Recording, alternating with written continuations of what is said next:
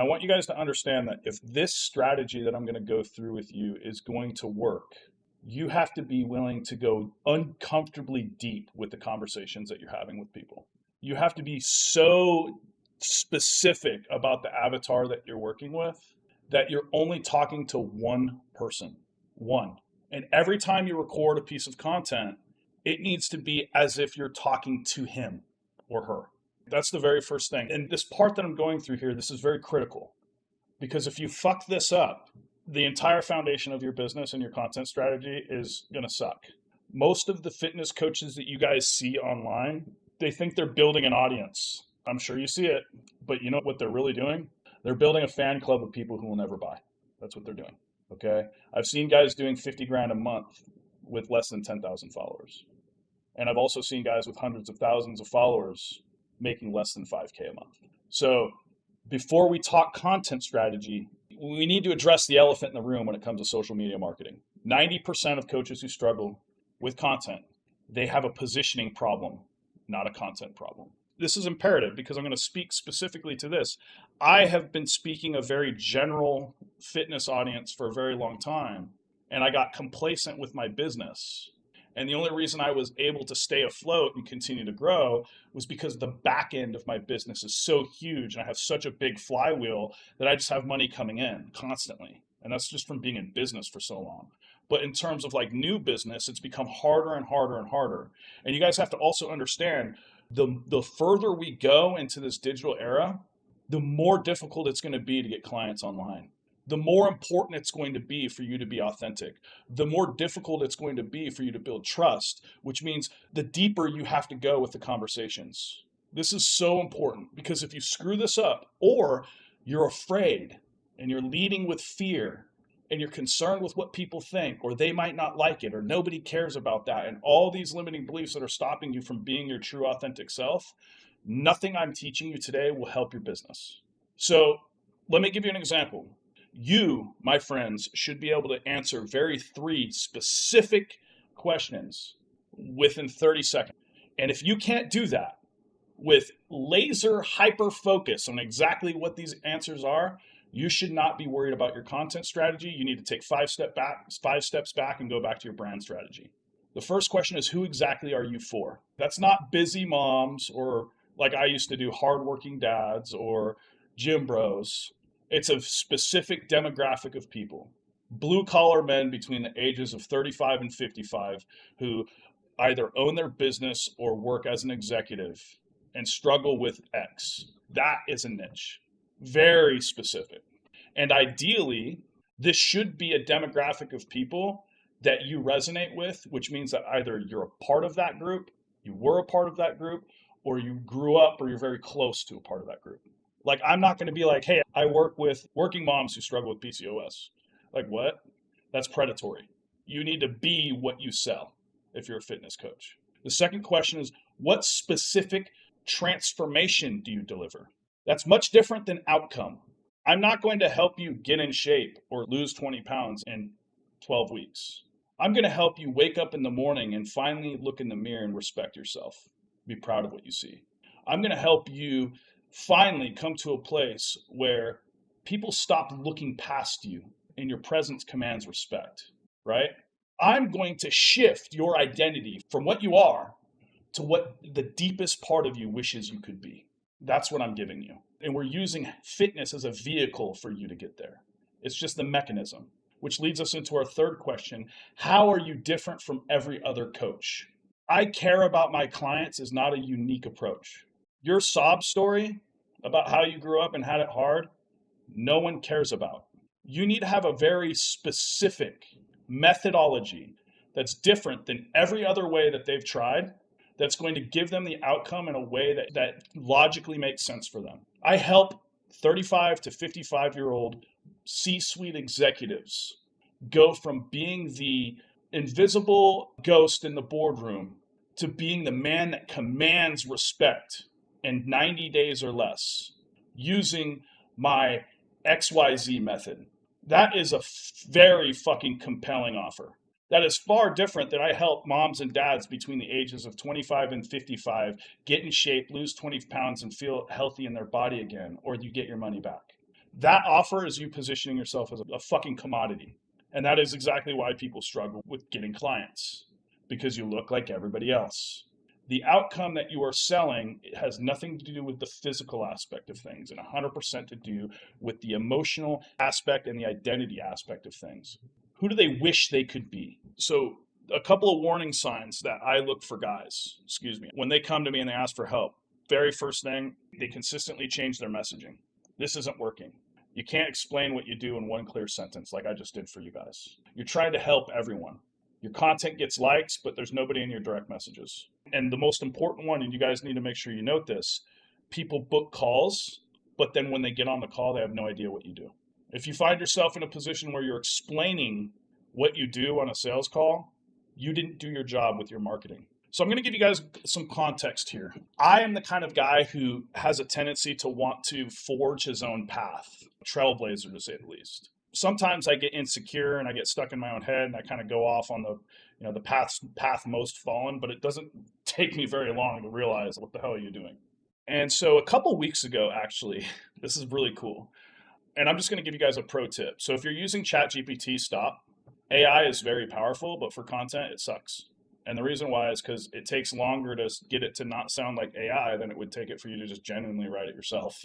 But this is huge.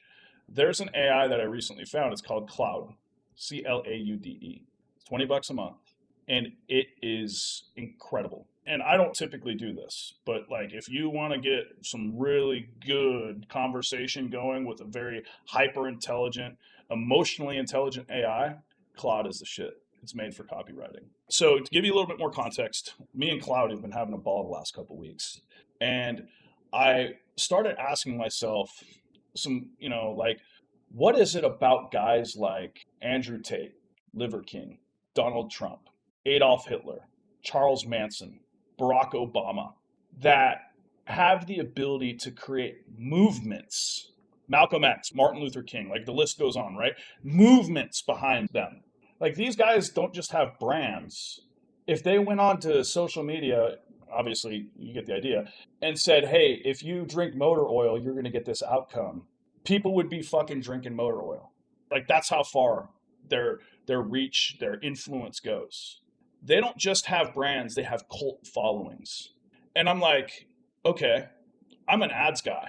And in my mind, I want to be able to have an evergreen nurturing system that the second somebody comes into contact with my content, you're getting inundated. Like, fuck, all I see is this guy, right? If you touch me on social media, like, comment, share, message, anything, it's like you can't get me out of your feed. It's intentional. So the idea behind this is now I want to basically be able to strategically position content in a flywheel so they're getting a message that's indoctrinating them. Content is not just for nurturing. Content is for indoctrinating. We want to take them from their current belief system to our belief system. Then we want to take a stake and we want to drive it right through the frickin' middle of their identity, call out that misalignment between their new belief system, where they are and where they know they should be, and then position ourselves as the solution to that. This should be surgical. And so, like I said, me and my AI friend, probably 12 hours. And I'm like, how can I manufacture this indoctrination? So I started looking up social psychology, psychological principles behind cults. And I wanted to get an understanding about what it is about that messaging that position these people as such deep authorities where people were emotionally attached to them. My goal with my brands is I want to build zealots. A good modern example of that happening in the fitness space is Andy Frisella hosts these huge summer smash first form parties and thousands of people show up, and he's a fucking supplement brand. Why? Because he has a cult following. They're willing to pay hand over fist for anything he offers. It doesn't matter because they love him. It's him that, if it wasn't for Andy's personal brand, First Form would just be another second-rate, overpriced supplement company. It's Andy that's driving the success of that brand. If it wasn't for Andy's personal brand, the cult following he's created through his podcast, none of that would have succeeded. So again, I was like, hey, how do we manufacture this? And so I developed a 40-page document called the Stealth Indoctrination Method. And it goes through a series of 10 different types of content that systematically indoctrinates your audience to your core values and your belief system. It's fucking badass. It would take 4 hours to go over this thing. So I went back and I was like, well, maybe I shouldn't go through that for these guys. I'm going to give them a watered down version of it. That's at least going to give them a starting point. And so we're going to talk about this piece by piece. And we're going to go ahead and step one, go into the mindset shift. There are two types of content creators. And I'm assuming you can figure out which one you want to be. The first is the helper. Give tips, hopes for likes, and wonders why no one buys. He's using engagement and views on his content to measure success. Oh, that went viral. His goal from his Instagram profile is dopamine, not sales. And he doesn't even realize it. The second type of content creator is the indoctrinator, who systematically transforms beliefs and creates dependency on his strategies, his content, and everything that he delivers. And understand that step one into becoming type number two is you have to get out of the nice guy trap. Honestly, most fitness coaches are too fucking nice, and nice guys don't hit 7 figures. I get death threats in my fucking DMs. Like, I'm going to be honest with you. Because the uncomfortable truth is going to be uncomfortable for people who don't want to hear it. And so understand, there's a big difference between being nice and being kind. Being nice is walking on eggshells, afraid people won't like you, or afraid to say the wrong thing, afraid to ruffle feathers or scare clients away. So what you do is you spend time watering down your message and giving comfortable lies. Being kind is telling the hard truth because you actually want to help them transform. You don't have to be a dick like I am, but you can deliver it in a way that's compassionate and do it from a place of love and respect if that's in alignment with your brand. Be authentic to you. The last thing and just to give you context, I'm very empathetic, but I'm also very abrasive. I'm uncomfortable to be around, especially if you're out of alignment with your integrity. It's just who I am as a person. And so if I went online and I was afraid to, let's say, embody that part of myself and be authentic to that, now I'm attracting clients who may not necessarily align with me.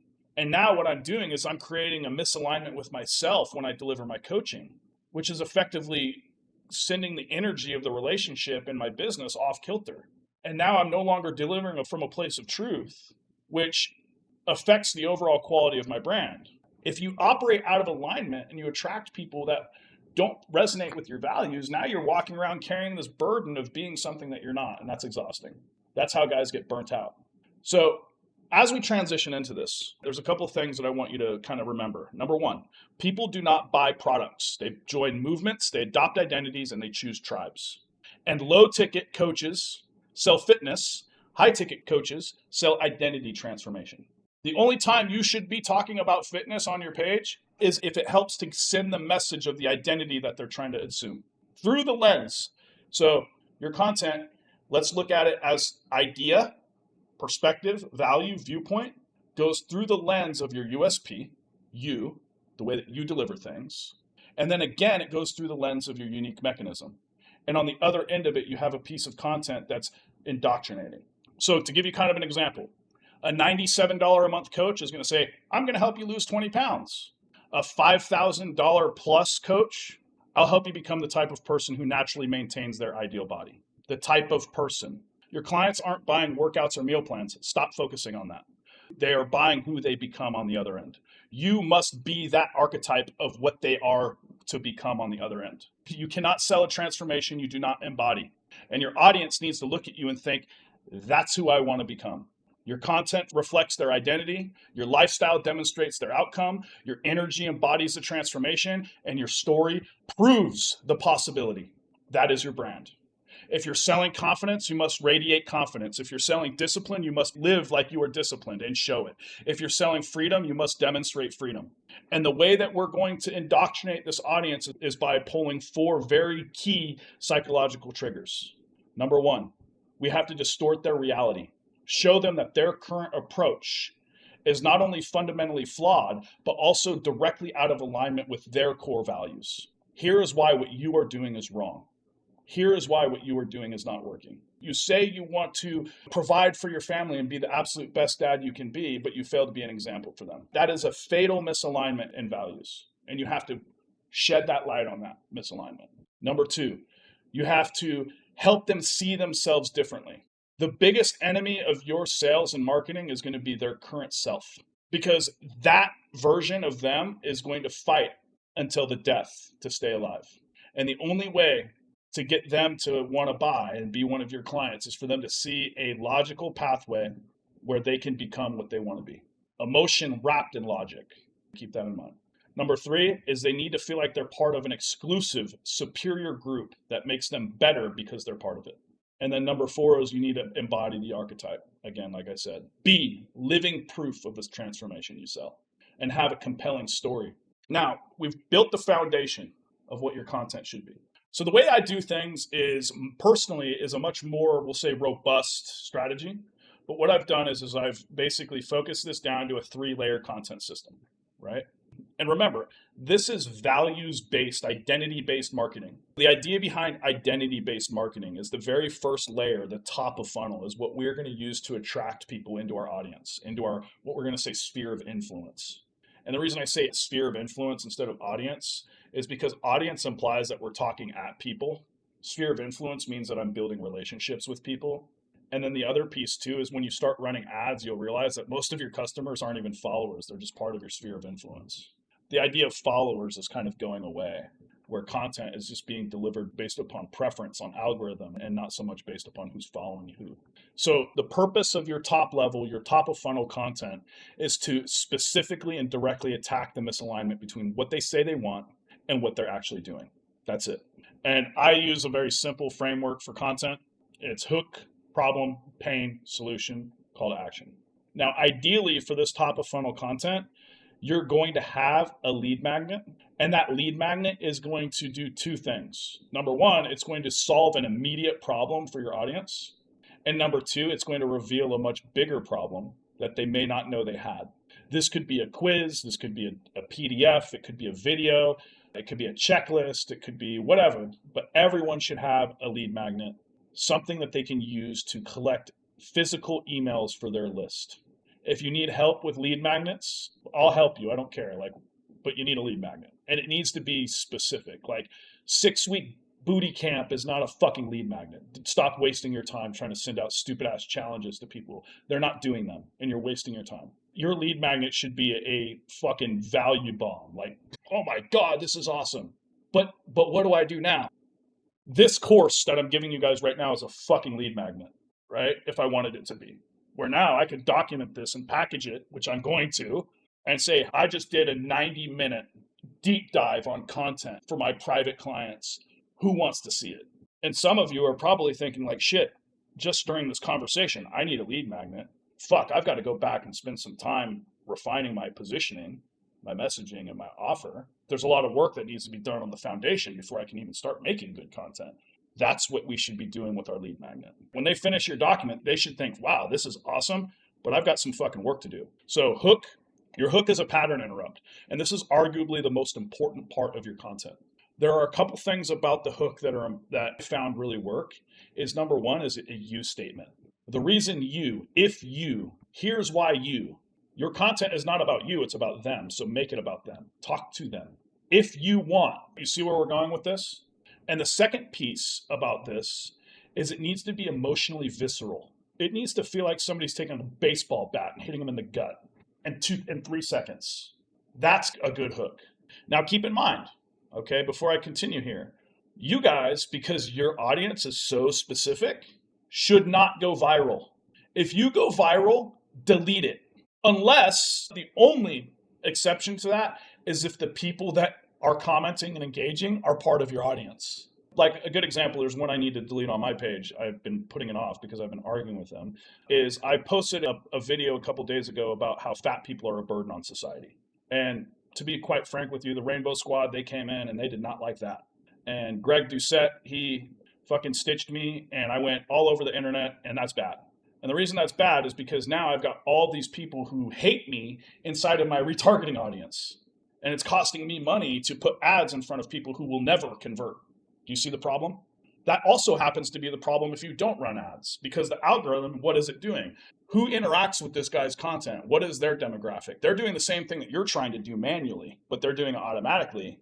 And if you go viral and your content goes off to the wrong audience, now all that hard work you built massaging your account into the algorithm just got fucked. How do I know? Good example. I've got a TikTok profile with 170,000 followers. And most of them are females, married, who struggle in their relationships because I started posting content about masculinity that arguably hit men in the chest about not showing up as the men they should have been. And instead of that going in front of the men I wanted it to go in front of, it went in front of all their wives. And so now I got this page with all these followers, and I post something about my audience on there, and TikTok doesn't put it in front of them, so the content flops. You don't want to go viral. Now, if you're going like me, where you start to expand, right, make sure that your messaging is in alignment with all your content and you've got that down, then you can start being a little bit more selective about what content you let go. But if you're the guy who's under 20K a month, your video shouldn't be getting more than a few thousand views. So hook, use statement, emotional, visceral. We need to attack something. I just did one the other day. Your wife doesn't want to have sex with you. That's a hook, right? Like, oh shit, he's right. But I don't want to admit that, right? That's a good hook. Number two, the problem. So you need to call out the specific contradiction, what they're struggling with, what's going on that's causing this. And obviously the problem, the goal with the content is we're going to ideally solve that problem. This should be a feeling statement. If you're watching this, you probably feel like this. We're talking about emotion here. Number three is the pain. So we need to agitate.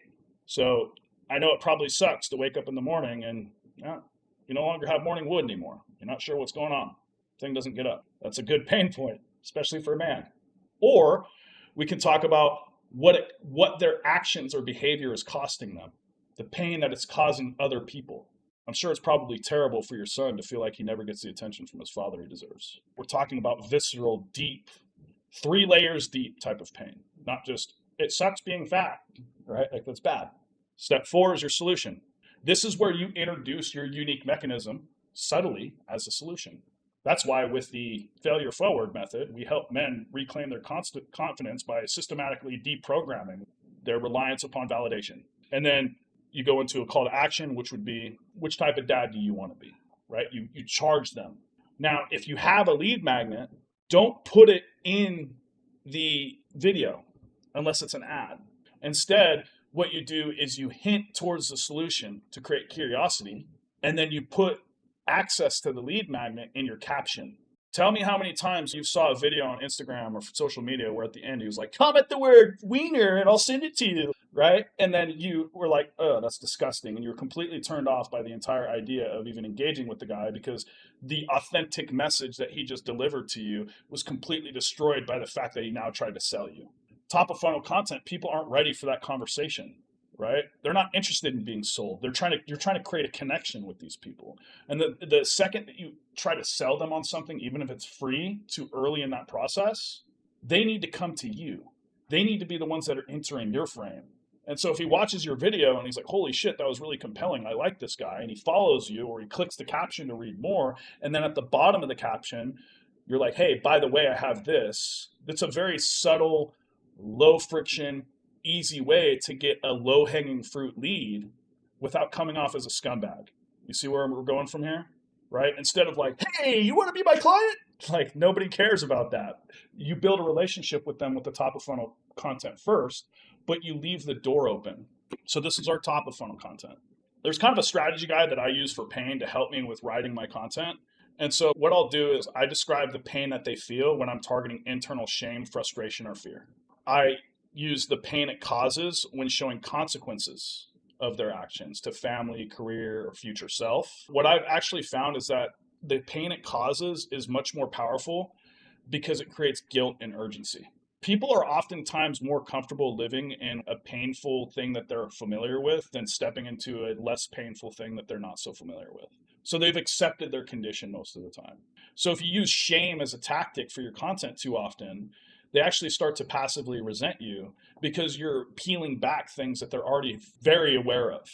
But if you start talking about how their behavior and their actions affects their kids, their family, their wives, their job, their friends. So a good example is when I quit smoking, it wasn't because I cared about my body. It was because my daughter started to develop a smoking cough. I was 22, right? I didn't even quit tobacco. I just moved to dip. So that's a perfect example of how people are willing to literally tolerate their own condition But the second it starts to impact people that they love, now suddenly they're willing to make a change. Use that with your content.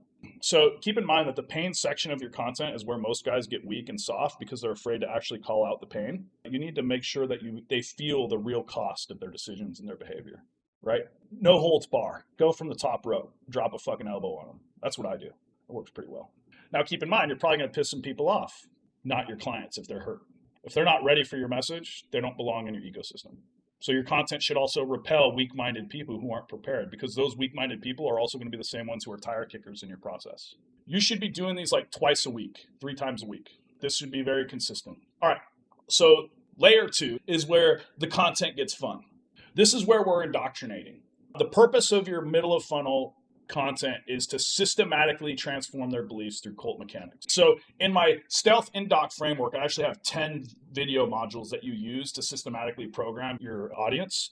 But what I've done is I've condensed that down to 5 for the purpose of this. And so there are 5 specific videos, and I'm just going to quickly go through those to help you guys. And you're going to kind of see as I progress through these, how it can transition a person from, I don't know who this fucking idiot is, to, holy shit, this guy's, I'm going to get his name tattooed on my butt. That's the goal here. So the first video is the uncomfortable truth. Your current approach is fundamentally broken. And what it's doing is it's creating cognitive dissonance. Like, oh shit, I didn't realize that I'm out of alignment. It's creating a problem for me. What we're doing is we're opening a story arc for this person that they have to close. Like, they should have a realization with this content, like, oh my God, something's wrong. This core belief that I've had and I've been living my life around is fundamentally broken. And that's a huge problem for me. Do you see what this does? People don't like open loops. And you can also see how this is going to potentially create a lot of backlash. I did a video talking about how most of the weight that people lose in the first few weeks of keto is just water, and explain the science behind it. And I had people cussing me out. Fuck you! Like, oh my God, what is it about keto that people are so attached to? You're not telling the whole story, ketones. I'm like, okay, I'm just not going to talk to you. So the idea here, to give you an example, you've been told that consistency is key and just eat less, move more, be in a calorie deficit. So why are you still stuck after trying for years? Maybe the problem has nothing to do with your discipline or willpower. Maybe what you've been taught is designed to keep you failing. You see what that does? We're introducing oh my God, well, maybe there's more to the story that I'm missing here. This fundamental belief that I just need to move more and eat less is, maybe there's more to it. We're opening the door to a person kind of like, they want more, right? If I said that to you, wouldn't you want more? What if I said, hey, maybe the problem with your business and why you're not getting the clients you want has nothing to do with your content. Maybe your positioning just sucks. What would be the very next question you ask? Well, what do I do? Now they need me. So our second video is, it's not your fault, but here's the real enemy. Now I have to be careful with this one because you don't want to create an audience full of victims, right? But we can do it in a way that's strategic, that positions your enemy as the thing that's been manipulating them or fooling them or whatever, but still put it on them to take ownership of taking action. And that's important. So the system, society, it failed you. Here's what's keeping you stuck. Here's who is keeping you stuck. You see what we're doing? You're taking advice from people who don't know how to give it. In my business, why are you taking advice from business coaches who've never ran an actual fitness business that was successful? They're using you as the case study to sell. You see the inception, you see the fundamental flaw in the marketing strategy of all the business coaches that you see. I scaled my coaching business to $1 million a year. The coaching business selling coaching to coaches but you've never actually coached anybody other than a coach, right? Like, that's the enemy. And you're listening to these idiots who've never actually done a sales call with a consumer, because if you've had any degree of experience in the market, you'd know that selling to a consumer is much more difficult than selling to a business owner. Because a business owner, I'm selling a financial transformation, a tangible, this is how much more money you can earn. That's much more compelling than this is how we can make you feel. Agree? So if you learn how to sell fitness and you're good at it, then you would have a fitness company. You see what that does? It's creating an us versus them mechanic. Why am I taking advice from a fucking coach who doesn't even do what I do? That would be like showing up to your dentist and his fucking teeth are falling out, right? But people don't realize that because all they see is the marketing. They see the numbers. That's a good content example, right? That applies to you guys, and you see it every day. Module number 3 is the hidden solution. This is where you introduce your unique method, your unique mechanism that actually works. And you position it as your unique mechanism as a contrarian answer they've been missing. So while everyone else is counting calories, I discovered something different. Strong men don't need willpower, they need identity. The reason why you struggle to stay on track is because you don't have a good enough reason. My masculine strength method isn't about workouts. It's about becoming the type of man who naturally makes strong choices. And then video number 4 is why who you are now can't create what you want. It's the identity shift. It forces them to confront the gap between their current self and their desired outcome. Again, like I said at the beginning of this call, that's going to be the biggest enemy, is their current self, their limiting beliefs. You say you want to be healthy, but you're still the guy who negotiates with himself about the gym. You can't think your way into a new body, and you have to become a different type of person. And the version of you that has what you want doesn't make excuses. We're prescribing a new version of them. We have to help them to understand that your identity is dictated by what you do, not what you think you are. And then video number 5, I call the choice, which is basically where you make a binary line in the sand. There are 2 types of people. Which one are you?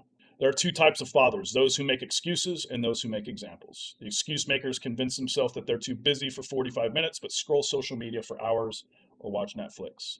The example makers know their kids are watching every choice they make, and they act accordingly. Do you see what we did there?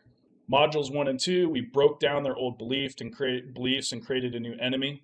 Module 3, we introduced our solution. Module 4, we forced the identity examination. So we gave them a mirror. And then module 5, we locked in tribal loyalty and enforced a commitment. Now, when we do this, sequentially, effectively what we're doing is what? We've put them into a position where the only logical next step is your offer.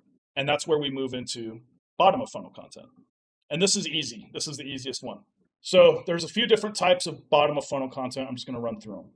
We should be doing these like once a week. Okay. Be careful with this content, because this is basically the same as doing like a withdrawal from the emotional bank account of your audience. And if you do it too frequently, it makes you show up as desperate. This is especially important for guys who are trying to create scarcity in their offer. And so there's a way that you can work around this, which is by, instead of doing direct offers, we can also offer other lead magnets and resources. This is through the process of the 2-step posts that Will has taught you guys how to do. But don't be a fucking amateur and be like, hey, I just created an XYZ that does XYZ. Who wants a copy? Like, people know. Be authentic about it. Be like, yo, I don't know if you guys missed this or not, but I actually just did this the other day. Here's a clip from it. If you guys want the replay, let me know. What comes off better? You can't look like you're marketing. That's important. The best marketing people don't know is marketing. Like, you can be deliberate about what you're doing, but that's why it's called stealth indoctrination, right? We're just producing content and they don't know it's happening. So first type of bottom of funnel content is just direct offers to qualified prospects. It's very simple. I'm going to give you a bad example, and then I'm going to give you a better example. Bad example. Hey everyone, it's Steph. I have 3 spots open in my program. We do workouts and nutrition coaching. DM me if you're interested. No, bitch. That's what they're thinking, right? I know you've seen it. Good example. Hey, I'm looking for 3 more men who are tired of being out of breath playing with their kids. If you're ready to become the father your family deserves without spending 2 hours in the gym, comment ready. That's a good one. So the basic framework for those direct offers is, I'm looking for X number, be authentic, who want emotional outcome 1, 2, up to 3, and physical outcome, because you are a fitness guy, without pain point or objection in this amount of time. Comment if you're ready, right? Pretty simple. All right. The reason why bad fails is because it's generic. There's no emotional hook. It sounds desperate. The reason why good works is, well, because it speaks to identity, creates urgency, and pre-qualifies, all with 1 sentence. Second one, and this is one that a lot of people fuck up, is your client transformation stories. These are very powerful if leveraged properly. These are your transformation photos, testimonials. A bad example, and I see it so often, is huge shout out to Sarah who lost 20 pounds in 12 weeks. She followed the meal plan and workout routine perfectly. I'm so proud. You suck. That sucks. That's why you're broke. That's why Sarah is your only client. A good example, Mike was the guy who said yes to everyone except himself. 6 months later, he told his boss no to weekend work, deadlifted 400 pounds, and his wife said he's a completely different man. The weight loss was just a side effect. Now look at this fucking guy with a 6-pack, deadlifts 400 pounds. and his wife wants to give him the Gok 3000. That's a huge transformation. Agree? That's what you're selling. Tell the story of the client that did it. Here's why bad fails. It only talks about surface results. There's no emotional transformation. Why good works. Identity transformation, focus, specific details, emotional outcome, social proof. Not only are you telling what people can do and accomplish, but now you're showing it. And then bottom of funnel content number 3 is your objection handling content. Bad example. I know you're busy, but fitness is important too. Even 15 minutes helps. You can do it. You are not David Goggins. Nobody's carrying your boats. Stop trying. Good example. I don't have time to work out equals taking care of myself isn't a priority. You have time to scroll TikTok for 2 hours, but not 45 minutes to become the man your family needs? Stop lying to yourself. That's objection handling content. So at the top of funnel, we called out the misalignment between values. They've been sitting in your content ecosystem for however long, and they're still not doing anything, and you're calling them out. Bad fails because it's validating their excuse. I know you're busy. Good works because it calls out the issue. It creates cognitive dissonance, and it challenges them. All right, so that's the content framework. I'm going to just quickly go over to like a practical implementation, and then I'll open the floor for questions, and we can go from there. So basically, my weekly content tempo is I do a YouTube video once a week. Every time I post a YouTube video, it's teaching a specific mechanism within my coaching, my program that I sell. And this is just a VSL where I talk about a part of my program and how we accomplish it. So a couple of weeks ago, I talked about the 3-step nutritional protocol that every one of my clients follows, right? And that video is disguised as a valued piece of content, but the real purpose of it is just to get clients. It's a VSL. I clip that video with Opus Clip, and those videos get put onto Instagram. Then I also do a top of funnel prescriptive content on Monday. So I'm doing the YouTube plus the top of funnel. And then all the clips are scheduled out to go at 8 a.m. every day. And then Tuesday, we do middle of funnel. Wednesday, social proof. Thursday, middle of funnel. Friday, direct CTA. Saturday, middle of funnel. Sunday, middle of funnel. So most of our content is middle of funnel. I don't do 2 top of funnel pieces of content for mine because I'm running ads. So I have top of funnel ads that are running constantly that are building my audience, and all of my content is pretty much middle of funnel stuff. The stuff that goes viral is typically the clips for my podcast. And then Thursdays, we do a weekly, I'm sure you guys do this with your guys, a weekly training, similar to what we're doing right now, where I host a weekly training where I get specific with my actual clients and the people inside of my school community. And we teach a much more nuanced strategy behind things. Like, a couple of weeks ago, I went through like systematic analysis of the bench press and actually like broke down the biomechanics of it, pulled videos from clients that they posted in the group and gave them feedback. Like we went really deep with it. We did like a series where we did bench, deadlift, and squat. But the reason I did that was because we had so much problems with guys in the group who were posting like these deadlifts where they were like, looked like they're getting ready to have a fucking hemorrhoid. Like their back was going to come exploding out of their spine. So I don't typically do fitness related content, but we still need to deliver that stuff because we don't want people getting hurt. And when they're already customers, you have a little bit more leeway to operate within when it comes to that. You are still teaching fitness. And so from that perspective, Monday, long form, YouTube. Thursday, free training. You guys know the strategy. And then the short form content just goes. I'm not really big on like carousels or like still images, but what I've recently been doing is testing hooks with tweets. And then I screenshot the tweet and I put it on my Instagram. And the ones that go viral, I use as hooks for videos for the next week. And that works really well. The basic framework for the tweet is like emotional hook, which is like a few words. Your wife doesn't want to have sex with you. And then you make a statement basically justifying that and then do like a closing. If you guys go to my page, there's a shitload of them. You can look at them as an example. Okay. One of the important things to note about my content strategy is we use a flywheel effect. And this is very advanced, but I do a meeting with my staff every Tuesday and they know that they need to come to class with notes on the exact problems that they solved for their clients that week. What did so-and-so struggle with and what coaching did you give him that solved his problem? And the reason why is because the best way to attract more people of a certain demographic or type is by prescribing their problems. So if I have clients that are paying me thousands of dollars who have these specific problems and I solve them for them, and then I turn around and I create content that talks about those problems, who do you think that's attracting? More of these guys. And so that's the content calendar that I use. Let's see here. I guess the other piece that I think is important and that I just want to touch on is show, don't tell. Okay. Instead of here's how to be confident, share a story where your confidence created an outcome they wanted. Share a story of how a client's confidence created an outcome they wanted. Instead of discipline is important, document your 5 a.m. workout while others are sleeping. Be the archetype, right? Instead of you can have a work-life balance, post from your vacation showing you work 3 hours and surf for 5. A great place to do that is in your stories. So just to get started with the strategy, I'll give you guys a quick getting started guide. Before you create any content using this strategy, make sure that you have a crystal clear avatar, a very specific transformation promise, a unique mechanism that's named, an enemy, and proof of concept, how your method has worked for people. Okay. If you don't have all 5 of those, stop and go fix it. Then once you have that and it's documented and written down, you know exactly what it is. Week 1, do a foundation audit. Make sure your positioning is bulletproof. Post about the 5 types of content that I talked about. You should be able to hit one of those every week. Week 2, focus on creating your lead magnet so you can start offering that to people. Week 3, develop your 4 Indoc models. Write that down, what angles you want to speak from. And then week 4, start that cycle with value-based top of funnel content and start filling your funnel.